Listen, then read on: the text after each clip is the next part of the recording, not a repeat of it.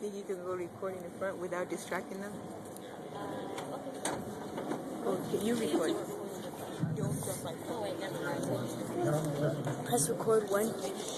Good evening, everyone. Welcome to the Dr. Phil Show. Today we have 3 guests with us. They all have been afflicted by their drug. Let's get started. Okay, we have Marco, a 22-year-old young man from Long Beach, California. He has been smoking marijuana since he was 12 years old. As you know, weed is the most commonly used drug in the United States. Marco, tell us how you got introduced to this drug. Dude, what's up, Dr. Phil? What's up? Well, it was like this, being 12 and living at home, it's really stressful, You got your parents telling you what to do, go to school, clean up your room, stressful stuff, So I went to school, right? And my homeboy, mad dog, he was like, dude, you look tired, man. And he's like, dude, it's stressed out at home, So he's like, eat this. And I was like, what is it? He's like, eat it. And I was like, okay. And I was like, whoa. The feeling was like, dude. Man, I've been smoking ever since, and my brain hasn't been right since the 7th grade. Wow. Tell me, why would anyone choose to sacrifice their mind for this stuff? So tell me, what has been your worst experience with this drug?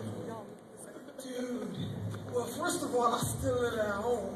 And second of all, it was like me and Marco, right? We went to this party and we smoked like a whole bunch of weed, man. We was like, getting high and stuff. And then, people say, like weed gets you like schizophrenic and stuff.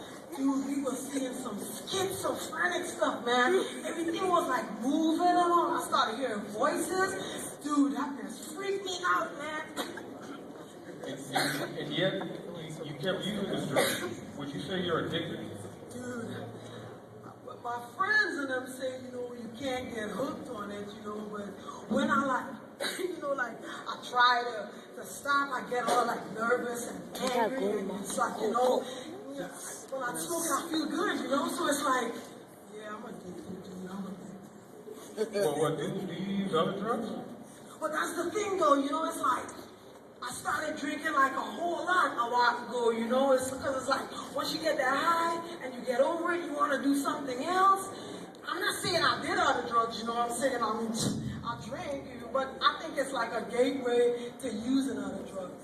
You know what, Marco? You need to seriously start praying, because if you try something, you might end up dead. This is true.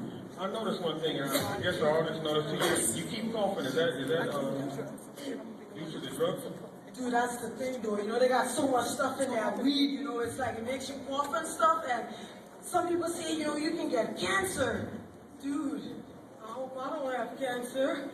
It amazes me that you continue to use this drug, even though it messes with your brain, so you can't learn to focus. It has even brought you close to mental illness, as we can see.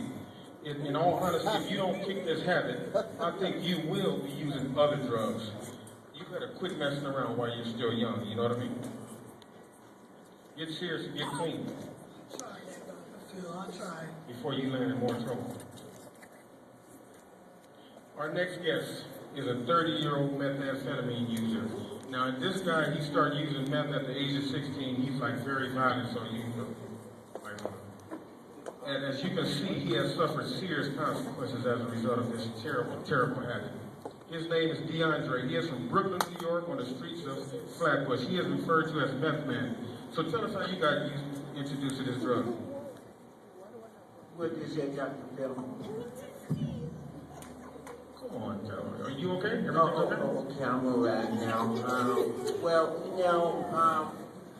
I have my first hit, and it like hurt a bit, and Can you look up? I just want to see what this drug does. No, I don't want to look up Dr. Phil. Thank you very much. And it felt like it hurt a bit, and I felt like a rush for 3 minutes, and I stayed high.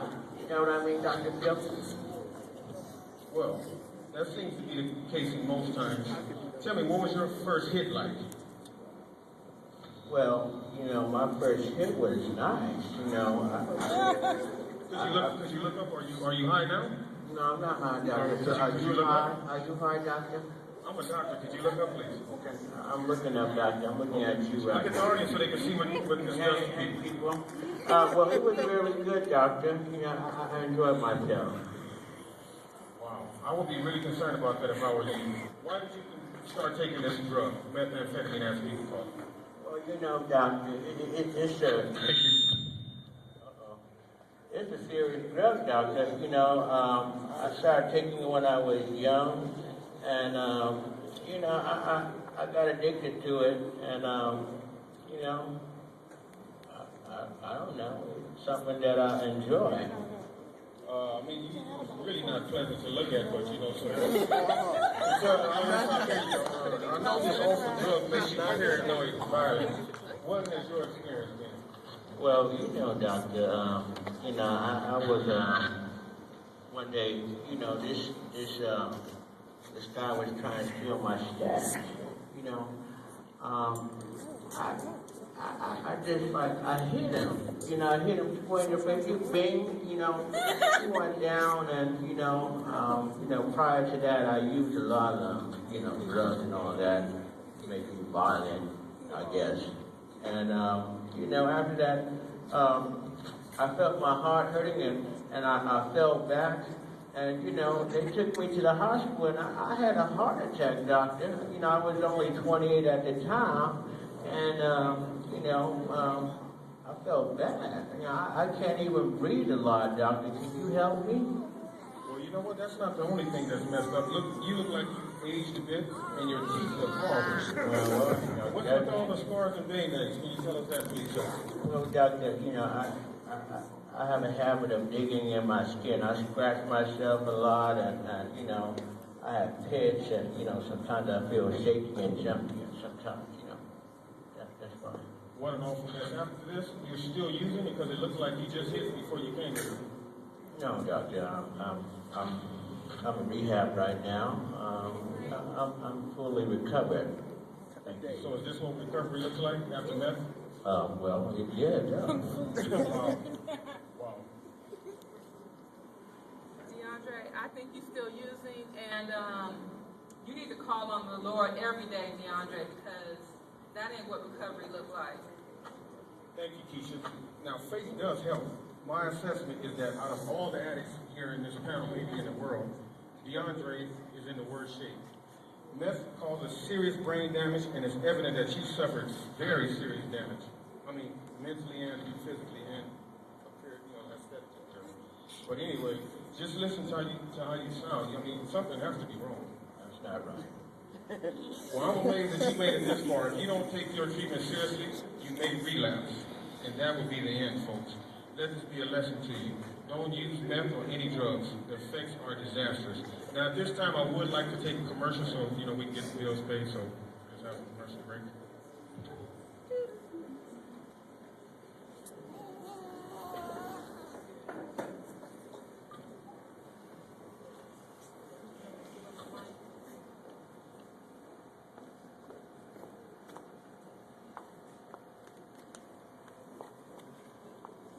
This is me at the best time of my life. Wonderful family, beautiful home. Everything was going well for me until one day I got depressed and I tried drugs.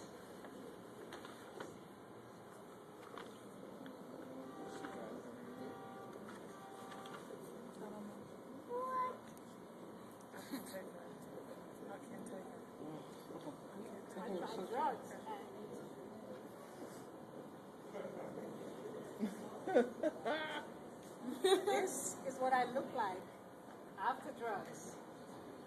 Addicted, homeless, and dirty.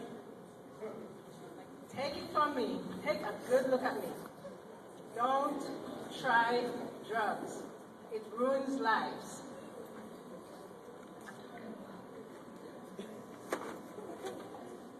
Stay away from drugs. Please stay away from drugs.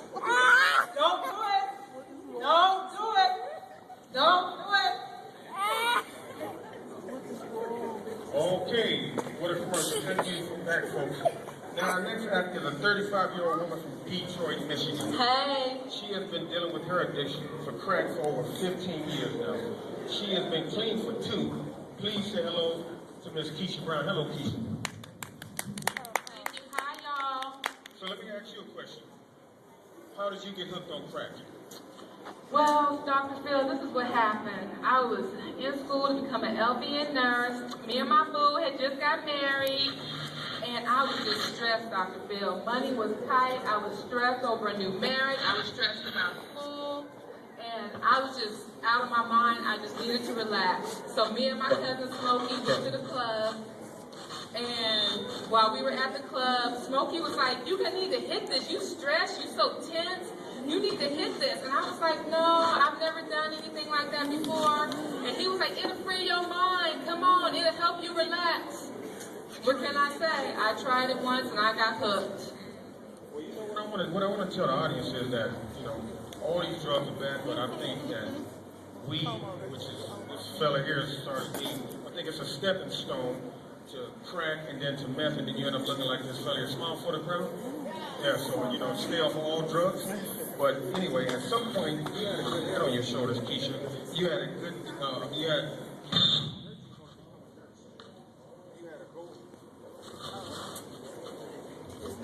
Sorry.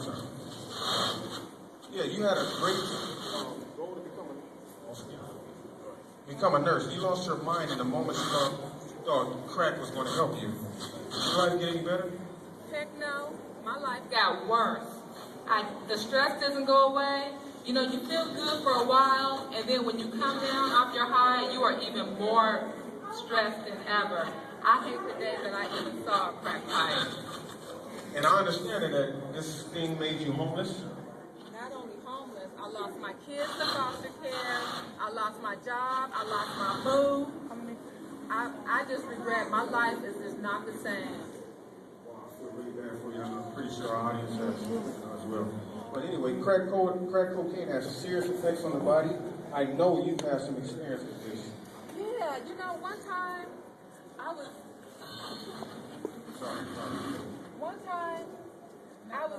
I had lost everything. I didn't care, so I met up with my friend, and I was like, I need a hit or something, and he was like, yeah, I got something for you. Dr. Phil, I don't know what was in that crack pipe. Well, tell me something. You miss this drug? No, I don't miss it, but it's a struggle every day to stay clean. Well, it seems you do have a great deal of faith, which that's a great thing. Only through the blood of Jesus am I able to stay clean. That's why I tell DeAndre to hold on every day. It's only through the blood of Christ. Well, DeAndre will be fine. He just needs a little bit of work. Anyway, it's clear that you are trying. It's really a tough struggle. But starting crack was the worst decision you could ever make. Yes. You know what I mean? It damages your brain cells, and it kills the brain cells permanently, I understand. That drug kills your aspirations and dreams out of how you. That's really terrible for that to happen. And you were on your way to becoming a nurse also, but you lost your chance. And it's clear, that you must stay away from crack. Yeah. Let that be a lesson to everybody in the audience. Otherwise, your next hospital visit might be a board. Yeah. So, you do have faith, so that's really good. Do you have anything else to say? Only thing I have to say is don't try it, don't do it, not even one time.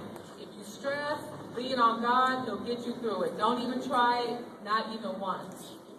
Thank you, Keisha, and listen to that, folks in the audience. Thank you all for coming. That's our show for today, folks. Remember the words. Don't do drugs ever, like DeAndre and the lady that walked off here. Anyway, thank you until the next show. Thank you all for coming.